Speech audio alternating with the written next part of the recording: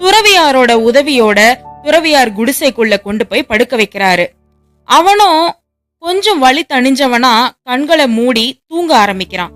அரசர் நடந்து வந்ததுனாலயும் பகல் முழுக்க செஞ்ச வேலையாலையும் அவரும் களைப்படைஞ்சு போயிருந்தாரு. அந்த குடிசை வாயிலேயே படுத்து அவரும் அயர்ந்து தூங்கி போயிடுறாரு. காலையில எழுந்ததும் அரசர் தன்னை யாரோ ஒருத்தர் உற்று நோக்கி இருக்கிறத உணர்றாரு. தாம் எங்கே இருக்கிறோம், அந்த தாடி மனிதன் யார் என்பது கொஞ்ச நேரத்துக்கு அப்புறம்தான் அவரோட நினைவுக்கு வந்துச்சு. அரசர் தன்னை கவனிப்பதை கண்ட தாடி மனிதன், அரசரே என்னை நீங்க மன்னிச்சிருங்க அப்படின்னு தாழ்ந்த குரல்ல மன்னிப்பு கேக்குறான். உன்னை யாருன்னே எனக்கு தெரியல, எதுக்காக என்கிட்ட நீ மன்னிப்பு கேக்குற அப்படின்னு அரசர் கேக்குறாரு. உங்களுக்கு என்ன தெரியலனாலும் எனக்கு உங்களை நல்லாவே தெரியும்.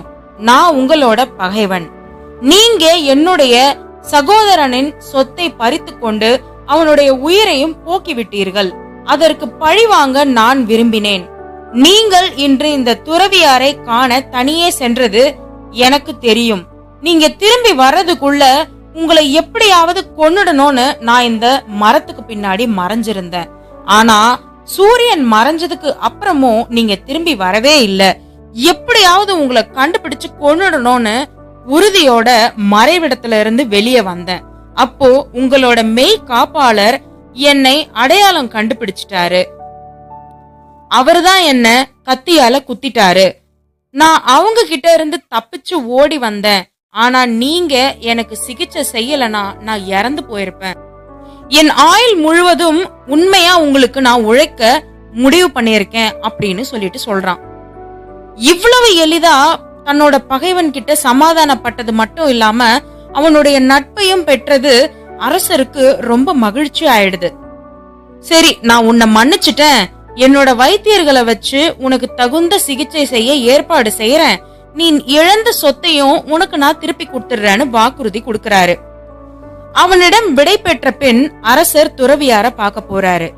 முன்னாடி நாள் பண்படுத்திய பாத்திகள்ல துறவியார் விதைகளை தூவிட்டு இருந்தாரு. துறவியாரே, இறுதியா நான் உங்களை கேட்டுக்கிறேன், என்னுடைய வினாக்களுக்கு விடை கூற மாட்டீர்களா அப்படின்னு கேக்குறாரு. உன்னுடைய வினாக்களுக்கு முன்பே விடையளித்தாகிவிட்டதே அப்படின்னு சொல்றாரு துறவியார். நீங்க சொல்றது எனக்கு ஒண்ணுமே புரியலையே, எப்ப நீங்க எனக்கு பதில் கொடுத்தீங்க, தயவு செஞ்சு சொல்லுங்க. ஆச்சரியத்தோட அரசர் துறவியார கேக்குறாரு. நீங்க என்னோட பலவீனத்தை பார்த்து மனசிறங்கி என்னோட நிலத்தை கொத்தி உதவி செஞ்சீங்க இல்லையா? அப்படி செய்யாம உடனே ஊருக்கு திரும்பி போயிருந்தா அந்த பகைவன் உங்களை கொன்று